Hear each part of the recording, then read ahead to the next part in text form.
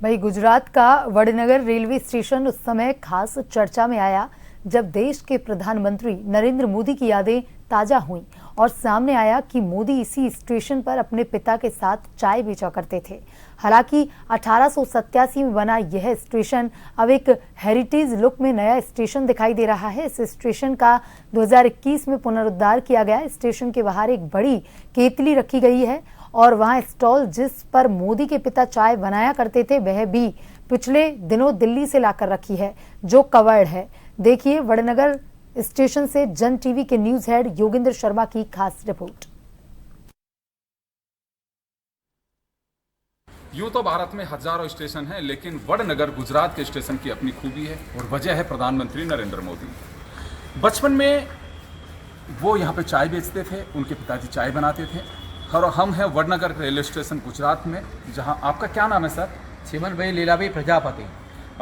चिमन भाई, आप यहीं के रहने वाले हैं? आप यहीं के रहने वाले हैं?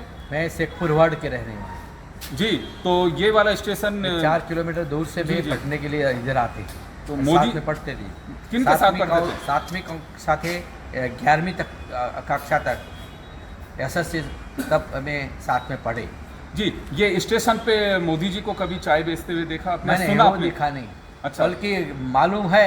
हाँ। तो उनका पिताजी का वो व्यवसाय है चाय का। हाँ। वो साथ में सहयोग करते थे जी। छोटे थे उस समय वो? हाँ। अभी शेखपुर वाले यहाँ से 4 किलोमीटर दूर है हमारा गांव। हाँ। हम आते सुबह में और शाम में घर पर जाते जी। वो अरे वो उनका धंधा है चाय का, वो सहयोग करते थे, वो मालूम था। बल्कि हमने देखा नहीं कि चाय बेचते, कि उनका पिताजी को हमने देखा नहीं जी। लेकिन किसी से सुना कि वो चाय बेचते थे? वो एसएससी के जैसे में पढ़ते थे। हाँ। इस वक्त बात करते चाय बेचते हाँ। थे, छोटे थे तो छोटे जी। उस समय कितनी ट्रेन आती थी यहाँ पे? हाँ? उस समय ट्रेन कितनी आती थी यहाँ पे? वो एक ही आती थी और तारंगा लोकल। और अब 2 आती है। अच्छा। एक वलसाड, हाँ। वडनगर सूरत वलसाड। हाँ। वो ट्रेन इधर खड़ती रहती है जी। अच्छा चिमन भाई, एक चीज़ बताइए कि अभी काफ़ी रिनोवेट स्टेशन दिख रहा है, काफ़ी पहले के स्टेशन में आपके स्टेशन में अंतर दिखाई दे रहा है? बहुत अच्छा है। पहले बहुत छोटा सा दिखा था और गंदा भी दिखता था। अभी स्वच्छ, सुंदर और अच्छी तरह से दिख पड़ता है जी। सिटी जैसा लगता है। तो अब काफ़ी आबादी भी बढ़ गई है पहले से ना?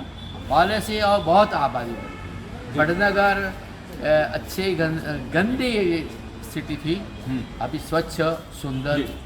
चिमन भाई, ये जो बता रहे हैं स्टॉल, यही जगह थी मोदी साहब यहीं पे चाय बेचते थे? हाँ, ऐसा कहा जाता है। खासर के यहाँ व्यवसाय था चाय का जी। तो खड़ी यहीं पे लगी हुई थी, उन केबिन पे बैठकर हाँ। बेचते थे जी। अच्छा, एक और सज्जन है, क्या नाम है आपका? मेरा नाम नितिन भाई पटेल है। नितिन भाई पटेल, ये खड़ी वही खड़ी है? हाँ वही वो है। तो ये पैक क्यों है? देख लो। अभी क्या वो वहाँ पे दिल्ली भेजा, हाँ। इवन थे ना, वहाँ पे म्यूजियम में रखा था। फिर वहाँ से क्या लाए क्या नहीं लाए ये मुझे मालूम नहीं है। बहुत उसको दिल्ली पे ले गए थे, लेकिन दिया लगा जी। हाँ, चलो। कब लेके गए थे? कितने दिन में वापस आई है ये? बहुत टाइम वापस आ गई। और वो केटली जिससे चाय परोसते थे वो भी अंदर सामान है ना, अंदर गया जी। तो चलिए, ये अभी पैक है और अभी इसको खोला जाएगा, क्योंकि वापस आया है ये। म्यूजियम में था, दिल्ली लेकर के गए थे कि देखा तो नहीं, लेकिन हाँ उनके बहुत सारे लोग कहते हैं कि उन्होंने चाय बेची, अपने पिताजी का काम में हाथ बटाते थे वो।